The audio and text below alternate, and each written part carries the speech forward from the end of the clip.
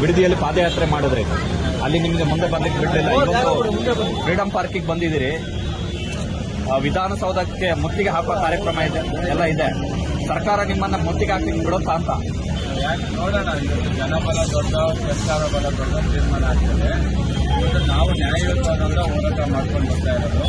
ಇವತ್ತು ನೋಡಿ ದಿಲ್ಲಿನಲ್ಲಿ 40 ಅಲ್ಲಿ ಯಾವುದೇ ಅದು ಸಾಮಾಜಿಕ ಒಂದು ಸರ್ವೆ ಆಗಿಲ್ಲ. ಇಲ್ಲಿ ಬೆಳೆ ಬೆಳೀತಾರ, ರೈತರು ಇದ್ದಾರ ಅಂತ ಸರ್ವೆನೇ ಮಾಡಿದೆ. ಏಕಾಏಕಿ ರಿಯಲ್ ಎಸ್ಟೇಟ್ ದಂಧೆ ಮಾಡ್ಲಿಕ್ಕೆ ಹೋಗಿ 15,000 ಕೋಟಿ ಲಾಭ ಮಾಡಲಿಕ್ಕೆ ರೈತರ ಮೇಲೆ ಮರಣಶಾಸನ ಬರೆದಿರ್ತಕ್ಕಂಥದ್ದು. ಇವತ್ತು ಇದು ದೊಡ್ಡ ಹೋರಾಟ.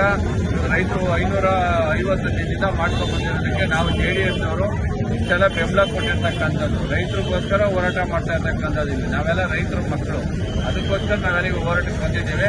ನಮ್ಮನ್ನ ಸಿಕ್ಕಂತ ಪ್ರಯತ್ನ ನಮ್ಮನ್ನ ಅಲ್ಲೇ ನೈಸ್ ರೋಡ್ ಜಂಕ್ಷನ್ ಇನ್ನು ಮುಂದೆನೇ ತಡೆದ್ರು ನೋಡಿ. 2 ದಿನ ಆಗ್ತಿದಂಗೆ ನಾವೆಲ್ಲ ಮಳೆನಲ್ಲಿ ನೆಂದು ಇಷ್ಟಲ್ಲಿ ನೆಡ್ಕೊಂಡು ಪ್ರತಿದಿನ ಪಾದಯಾತ್ರೆ ಮಾಡಿದ್ದೀವಿ. ಇವತ್ತು ಕೂಡ ಖಂಡಿತ ಇವತ್ತು ವಿಧಾನಸೌಧ ಜನ ಒಂದು ಕಾರ್ಯಕ್ರಮ ಇದೆ, ಮುತ್ತಿಗೆ ಹಾಕಂತ ಕಾರ್ಯಕ್ರಮ ಮಾಡೇ ಮಾಡ್ತೀವಿ, ಮುತ್ತಿಗೆ ಹಾಕ್ತೀವಿ. ರೈತರ ಹೋರಾಟಕ್ಕೆ ಬೆಂಬಲ ದೇವರ ಆಶೀರ್ವಾದ ಖಂಡಿತ ಇರ್ತದೆ. ಈಗ ನೀವು 15,600 ಕೋಟಿ ರೂಪಾಯಿ ಲಾಭ ಆಗುತ್ತೆ ಅಂತ ಹೇಳಿದ್ರಿ. ಯಾರಿಗೆ ಲಾಭ ಆಗುತ್ತೆ ಅಂತ? ಯಾರಿಗೆ ರಿಯಲ್ ಎಸ್ಟೇಟ್ ಮಾಡ್ಲಿಕ್ಕೆ ಕೊಟ್ಟಿರ್ತಕ್ಕಂಥ ಒಂದು ಸಂಸ್ಥೆಗೆ ಕೊಟ್ಟಿದ್ದಾರೆ ಬೇನಾಮಿಗೆ. ಆ ಸಂಸ್ಥೆಯಿಂದ ಸಿಕ್ಕ ತಗೊಂಡು ಇವತ್ತೇನು ಮುಖ್ಯಮಂತ್ರಿ ಆಗಿದ್ದಾರೆ ಅವ್ರಿಗೆ ಲಾಭ ಆಗ್ತದೆ. ಯಾವ ಸರ್ ಈಗ ನೋಡಿ, ನಮ್ಮ ಸಂಸ್ಥೆ ನಮ್ದು ಬೆಂಗಳೂರಿನಲ್ಲಿ ನಮ್ಮ BDI ಇದೆ, ನಮ್ಮ ಹೌಸಿಂಗ್ ಬೋರ್ಡ್ ಇದೆ. ಗೌರ್ಮೆಂಟ್ ಸಂಸ್ಥೆಗಳನ್ನೆಲ್ಲ ಬಿಟ್ಬಿಟ್ಟು ಇವತ್ತು ಖಾಸಗಿ ಸಂಸ್ಥೆಗೆ ಕೊಟ್ಟಿದ್ದಾರೆ. ಆ ಸಂಸ್ಥೆ ಮುಖಾಂತರ ಕಿಕ್ ಬ್ಯಾಕ್ ತಗೊಳ್ಳೋದು ಉದ್ದೇಶ ಅಷ್ಟೇ. ಇದು ಏನು ಮುಖ್ಯಮಂತ್ರಿ ಮಾಡಿದ್ದಾರೆ ಅವ್ರಿಗೆ ಇವರು ಇವತ್ತು ಋಣ ಸಂದಾಯ ಮಾಡ್ತಕ್ಕಂಥ ಕೆಲಸ ಮುಖ್ಯಮಂತ್ರಿಗಳು ಮಾಡ್ಲಿಕ್ಕೆ ಕೊಟ್ಟಿರ್ತಕ್ಕಂಥದ್ದು. ಅಂದ್ರೆ DK ಶಿವಕುಮಾರ್ ಮುಖ್ಯಮಂತ್ರಿ ಆಗಿದ್ದು ಬಿಡದಿ ಟೌನ್ಶಿಪ್ ಇಂದ ಋಣ ಸಂದಾಯ ಮಾಡ್ಲಿಕ್ಕೆ ರೈತರನ್ನ ತಲೆ ಮೇಲೆ ಹೊಡೆದು, ಹೊಟ್ಟೆ ಮೇಲೆ ಹೊಡೆದು, ರೈತರ ಜೀವನದ ಮೇಲೆ ಹೊಡೆದು ಇವತ್ತು ಅವರು ಮುಖ್ಯಮಂತ್ರಿ ಸ್ಥಾನ ಯಾರು ದಯಪಾಲಿಸಿದ್ದಾರೆ ಅವ್ರನ್ನ 50% ಕೊಟ್ಟಿದ್ದಾರೆ. ಅಂದ್ರೆ ನೀವು ಕಾಂಗ್ರೆಸ್ ಹೈಕಮಾಂಡ್ ಮುಂದಿನೇನು ಅವ್ರ ಹೈಕಮಾಂಡ್ಗೆ ಇಲ್ಲಿ 15,000 ಕೋಟಿ ಒಂದೇ ಬಾರಿ ಅಲ್ಲ ರೀ, ಅಷ್ಟು ಫಲವತ್ತಾದ ಜಮೀನು 6 ಲಕ್ಷ ಲೀಟರ್ ಹಾಲು ಪ್ರತಿದಿನ ಬೆಂಗಳೂರಿಗೆ ಕೊಡ್ತಾರೆ, ನಂದಿನಿಗೆ ಹಾಕ್ತಾರೆ. KMF ಲೆಕ್ಕ ಇದೆ, ಹೋಗಿ ತಗೊಳ್ಳಿ KMF ಅಲ್ಲಿ ಅವರಲ್ಲಿ ಎಷ್ಟೆಷ್ಟು ಹಾಲು ಬರ್ತಾ ಇದೆ ಅಂತ ಒಂದು ಹೈನುಗಾರಿಕೆಗೆ ಫಲವತ್ತಾಗಿರುವಂತದ್ದು. ಬೆಂಗಳೂರಿಗೆ ಆಕ್ಸಿಜನ್ ಸಪ್ಲೈ ಮಾಡುವಂತ ಬಿಡದಿ ಅದು ಟೌನು. ಬೆಂಗಳೂರು ನಗರಕ್ಕೆ ಆಕ್ಸಿಜನ್ ಸಪ್ಲೈ ಮಾಡುವಂತದ್ದು. ಆಕ್ಸಿಜನ್ ಸಪ್ಲೈ ಆಗ್ಬೇಕಂದ್ರೆ ಬಿಡದಿ ಟೌನ್ಶಿಪ್ ರದ್ದಾಗಬೇಕು, ಅಲ್ಲಿ ಹಸಿರು ವಲಯ ಉಳಿಬೇಕು, ಗ್ರೀನ್ ಝೋನ್. ಈಗ ನೀವು ಬಿಡದಿಯಲ್ಲಿ ಪಾದಯಾತ್ರೆ ಮಾಡಿದ ಮೇಲೆ 6ನೇ ದಿವಸ DK ಶಿವಕುಮಾರ್ ಅವರಿಗೆ ಬಿಡದಿಯ ಕೆಲವು ರೈತರು ಬಂದು ಭೇಟಿ ಮಾಡಿ, ಸರ್ ದಯವಿಟ್ಟು ನಮ್ಮವರಿದ್ದು ನೋಟಿಫಿಕೇಶನ್ ಆಗಿಲ್ಲ ಭೂಸ್ವಾಧೀನಕ್ಕೆ, ದಯವಿಟ್ಟು ಮಾಡಿ ಅಂತೇಳಿ ಮನವಿ ಮಾಡೋದು ಅಂತೇಳಿ ವಿಡಿಯೋ ಬಿಟ್ಟಿದ್ದಾರೆ. ಸ್ವತಃ DK ಶಿವಕುಮಾರ್ ಅವರು ಸ್ಟೇಟ್ಮೆಂಟ್ ಕೂಡ ಕೊಟ್ಟಿದ್ದಾರೆ. ಇದು ಕಾಂಗ್ರೆಸ್ ಕೃಪಾ ಪೋಷಿತ ರೈತರವರು, ಯಾರು ನಿಜವಾದ ರೈತರಲ್ಲ. ರೈತರಿಂದ ಭೂಮಿಯನ್ನು ಈಗಾಗಲೇ ಕಡಿಮೆ ದುಡ್ಡಿಗೆ ಪಡ್ಕೊಂಡಿರೋದ ಏಜೆಂಟ್ಗಳು, ಕಾಂಗ್ರೆಸ್ ಪಕ್ಷದ ಏಜೆಂಟ್ಗಳು, ರೈತರಲ್ಲ. ನಿಜವಾದ ರೈತರು ಒಳಗಡೆ ಕೂತಿದ್ದಾರೆ. ಬಗ್ಗೆ ನೋಡಿ, ಈಗ ಹೆಂಗಸರು ನಿಜವಾದ ರೈತ ಹೆಣ್ಮಕ್ಳು ಒಳಗಡೆ ಇದ್ದಾರೆ, ಅವ್ರ ಕಷ್ಟ ಕೇಳಿ ಬನ್ನಿ ಹೇಳ್ತಾರೆ.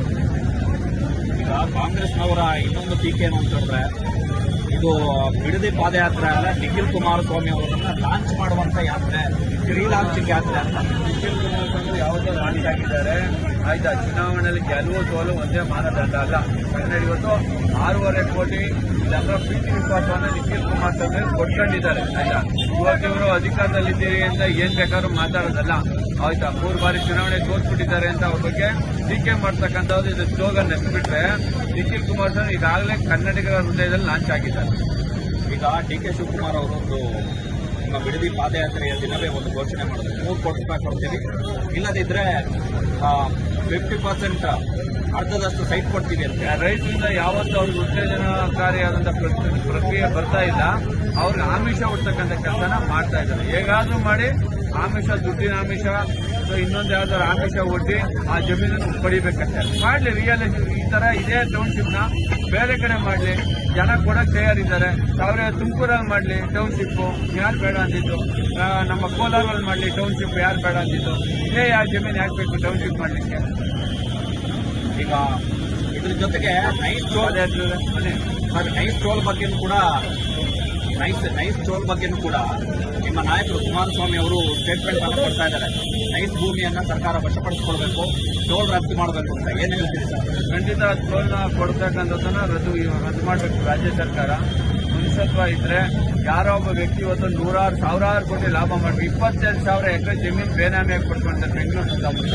ರೋಡ್ ಮಾಡ್ಲಿಕ್ಕೆ ಎಷ್ಟು ರಸ್ತೆ ಬೇಕೋ ಅಷ್ಟು ತಗೊಳ್ಳಿ. ಅದು ಬಿಟ್ಟು ಸ್ವಲ್ಪ ಅಕ್ಕಪಕ್ಕದ ರಸ್ತೆ ಎಲ್ಲ ಜಮೀನೆಲ್ಲ ವಶಪಡಿಸ್ಕೊಂಡಿದ್ದಾರೆ. ನೀವು ಅಶೋಕ್ ಕೇನಿ ಬಗ್ಗೆ ಮಾತಾಡ್ತಿದ್ದೀರಾ? ಹೌದು. ಈಗ ಅಶೋಕ್ ಕೇನಿ ಕಾಂಗ್ರೆಸ್ನಲ್ಲಿ ಕಂಟೆಸ್ಟ್ ಮಾಡದಂತವ್ರು. ಸೊ ನೈಸ್ ಭೂಮಿಯನ್ನ ಸರ್ಕಾರ ವಶಪಡಿಸಿಕೊಳ್ಳೋದ್ರಿಂದ ಕಳ್ಳಕಾಕರಿಗೆ ಆಶ್ರಯ ಕೊಡೋದೇ ಕಾಂಗ್ರೆಸ್ ಪಕ್ಷ. ಕಳ್ಳಕಾಕರಿಗೆ, ಈ ತರ ದರೋಡೆಕೋರರಿಗೆ, ಲೂಟಿ ಮಾಡ್ತಕ್ಕಂಥವ್ರಿಗೆ, ಸರ್ಕಾರಿ ಭೂಮಿ ಜಮೀನು ಹೊಡಿತಕ್ಕಂಥವ್ರಿಗೆ, ಬಡವರಿಗೆ ಹೊಡಿತಕ್ಕಂಥವ್ರಿಗೆ ಆಶ್ರಯ ಕೊಡುವಂಥದ್ದು ಈ ಪಕ್ಷದ ಕೆಲಸ. ರೈತ ವಿರೋಧಿ ಸರ್ಕಾರಕ್ಕೆ